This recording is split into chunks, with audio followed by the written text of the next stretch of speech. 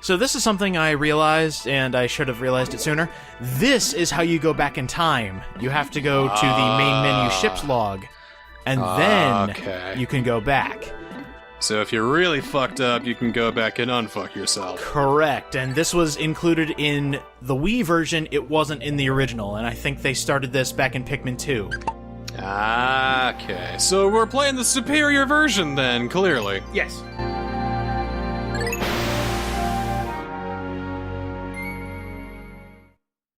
What's on the agenda today, huh?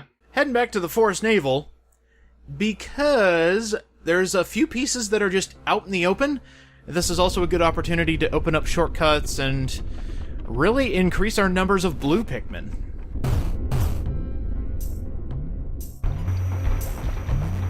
Are these three the only three we're going to be working with? Correct. This is all we got. Okay. And that's why I kind of immediately clung to Pikmin 2, because they added 2 new colors. That would be purple and white? Purple and white, yes. And we'll get into those eventually, but we are actually going to get a lot done today. I'm actually remembering what we're actually doing today, and it's pretty outstanding. So I hope you are ready for some multitasking. Well, multitasking is the bread and butter of most RTSs, so let's do it. Alright! Let's get a little bit of every color out. I like that sound effect.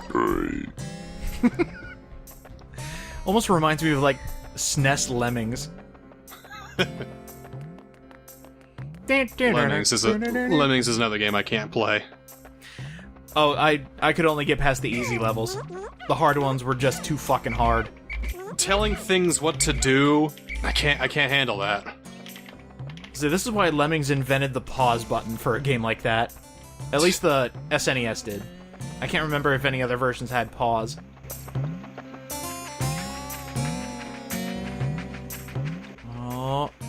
Oh, really? Okay. Do things you kill stay dead? For a few days. Okay. Eventually the population comes back. Not in full force, but some of them do return. Like, I think the next time we're here, which is after a few days, more fiery blowhogs will be back. The Wallywogs will be back. Stuff like that. I see. So there is a piece right there. There is a piece in the water, and there is another piece in the water. So we are going to... Oh, it's being heavily guarded. Great! Natch!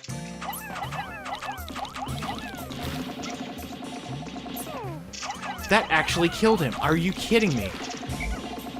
I hate these things, as mentioned before, because every time you have a Pikmin, like, fall off of a Wallywog, he becomes idle. And then you have to, like, quickly call them back, otherwise they just die underneath its fat ass. And may I remind you, we have a gun that can blow up the sun! But it's at the ship! Oh, you're right. We gotta get some Pikmin to drag it over here, I guess.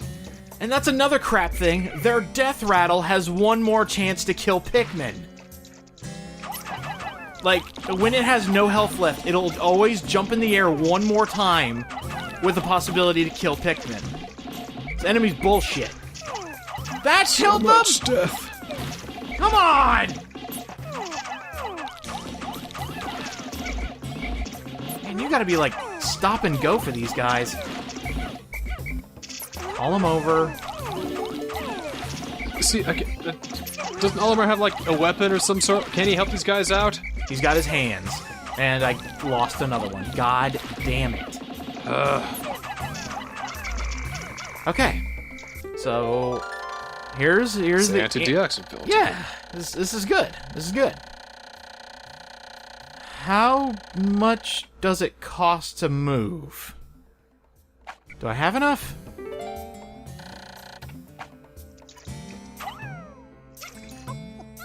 Ooh, 40! Very much no. Okay, well, then we'll start taking some stuff back. Sorry I even tried.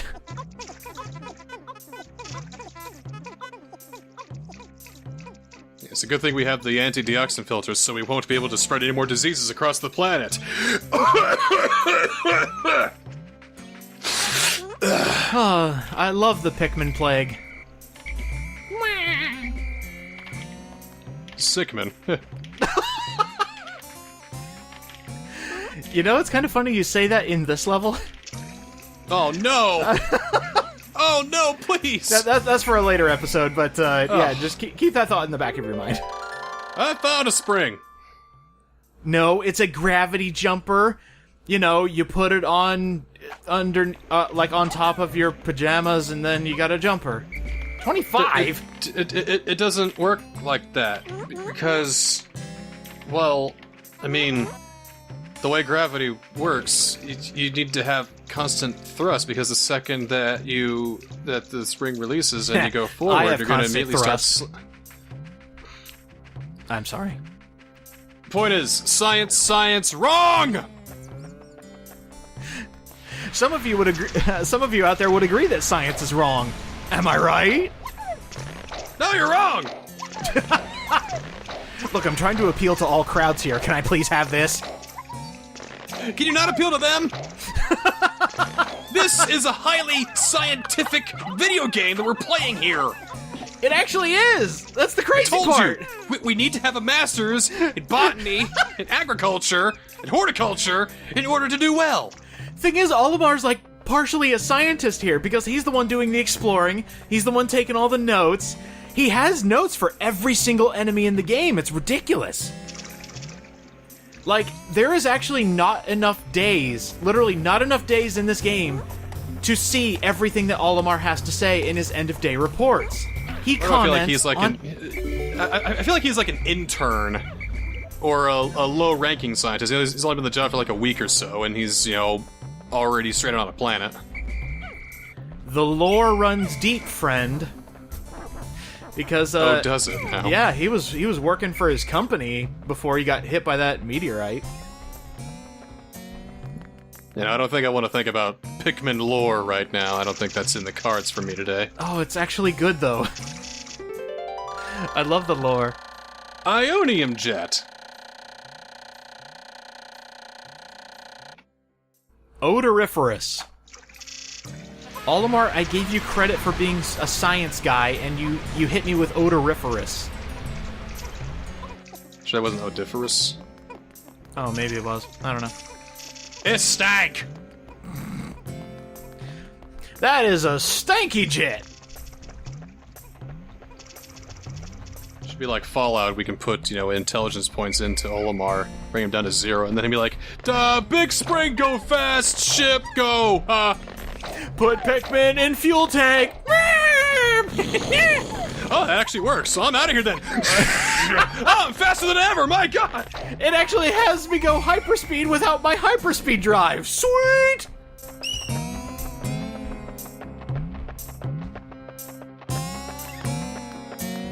Oh, come here, dude. This guitar is drunk. Yeah, so that's actually programmed into the Pikmin AI, by the way. Drunk guitars?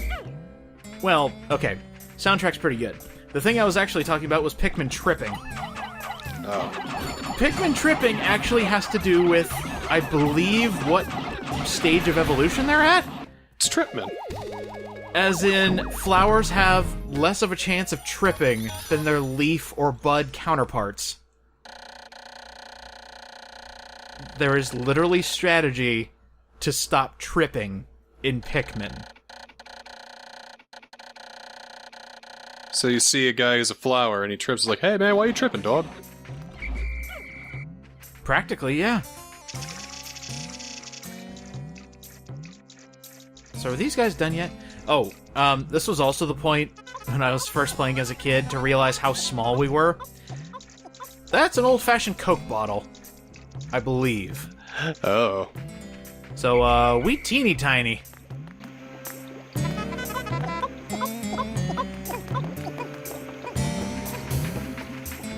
I really think Shigeru Miyamoto regrets that Chibi Robo didn't catch on as much as it did. Well, I think he saw that failure and went, you know what? What if carrot? Wait, which came out first? Robo or this? This. Really? Yeah. Oh. So this clearly means people like wildlife more than they like protecting the planet. Oh yeah, I mean, wouldn't you rather be a scientist exploring an uncharted planet with a plant life alien, life form, compared to being a glorified Roomba? There's some merit to being a Roomba. Maybe. I'm waiting. You got me. Maybe I have to think. Well, how about you people in the audience? What are the advantages to being a Roomba? Maybe you could be a Roomba and start cleaning the house, but then a really dire, sinister plot unfolds in the house you're cleaning. It's like you're just cleaning, some popcorn over here, a couple of crumbs over here, there's animal dander over here, and then all of a sudden there's a murder. Ooh. And the cops come, and there's a crime scene, then you gotta clean up the crime and all that, remove all that shit. Wait, isn't there already a game like that? Is there? Yeah, it's like a Roomba that has to clean up crime scenes. I'm thinking of, Observer or something like that, your visceral cleanup detail, but that's something different. No, hold on, I swear there's a game like that. Make a game for about everything these days. Yeah, it's good, I like that. Game where you play as a Roomba. Roombo, First Blood. Oh, it's terrible. What, a Roomba came back from Vietnam and was treated like shit, so it went on a rampage against the cops in that town? Here's the description. Is a comedic top-down stealth action game about being a robot vacuum cleaner and fending off burglars from your home. Not quite what I was thinking, but that's something. Yeah, it's still something. I'll take it. Okay, fine. So the gritty reboot of Chibi Robo is Roombo, First Blood. And I don't think we've had a gritty reboot of Pikmin yet. Hopefully we never get there. Yeah, gritty reboot of Pikmin. All we need is just a chef chopping, carrots. Just... And that's how you save the first one. Rated R for intense violence. Blood and gore and swearing. Wait, Olimar doesn't talk. No, it's the Pikmin that shout obscenities. Fuck you! You know, I've always considered Pikmin to be a family-friendly game. And then I remember the themes. Like, why you're going to the Pikmin planet to begin with. What is this rated anyway? It's rated E. I think with the newer system, I think one of them was rated E10. But no, the Wii version's just regular E. But have you ever heard the plots of 2 and 3? 3 vaguely, because again, I played that for about 45 minutes. The plot of Pikmin 2 is debt. Debt? Dealing with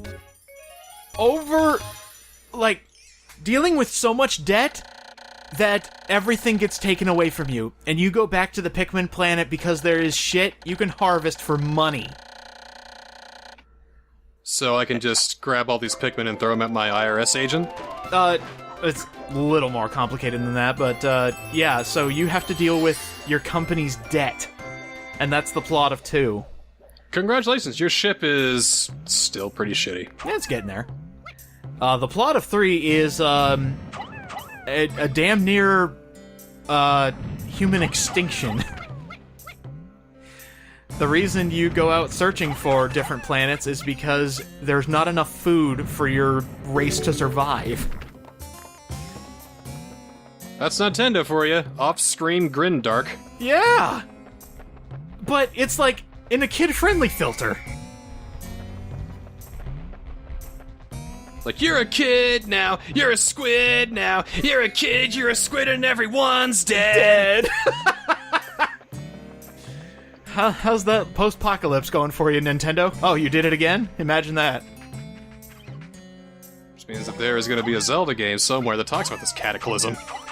It already did! Breath of the Wild is about the end of the world! Where Ganon won! I don't know, world still looks pretty alright. Well, it's vast and open, but Still got, you know, cities that, you know, they still have festivals, they Well- still have plenty of food, there's Okay. farming, it's all that good stuff. It's just that there's, you know, bandits every which way, but, you know, people can fend for themselves. We see it. there's bandits, the Yiga clan, there's, you know, Calamity Ganon swirling around Hyrule Castle. I'm pretty sure the Yiga clan is only after our ass. Well, that's a good point. They do love bananas. Wait. Never mind. I mean, it'd be like if you're like a Satanist cult, and then Jesus comes out, and they're like, oh, shit, gotta take care of this guy. Then you have the Gerudo with their, not insecurities, but their prejudice. Which, you know, makes sense. Hurry, hurry, hurry! Oh, we'll get them. I want to try and break this down because, unfortunately, the way I put this together, the next episode we do in the Forest Navel here, we're going to be collecting the other 2 pieces that are just out in the open, and literally the other pieces we need to collect are from bosses. So there's going to be one day where there's 2 boss fights for the price of 1. I'm glad you're the one in charge. Shit. Oh, Damn no. it. Oh, All no. right. Let's close it down, guys. Yeah, see, I'm kind of like you. I don't live dangerously. Other people would have them working on that, working on that wall until the 1.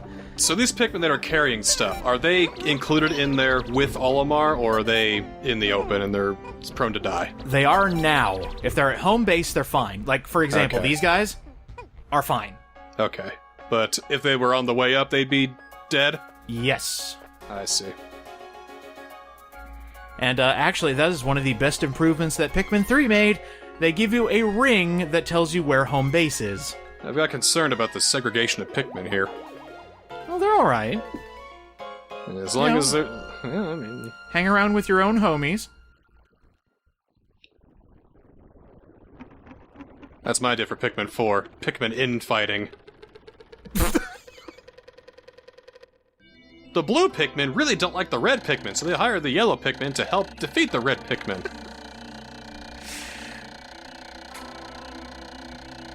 And then we come up with a brand new breed of Pikmin.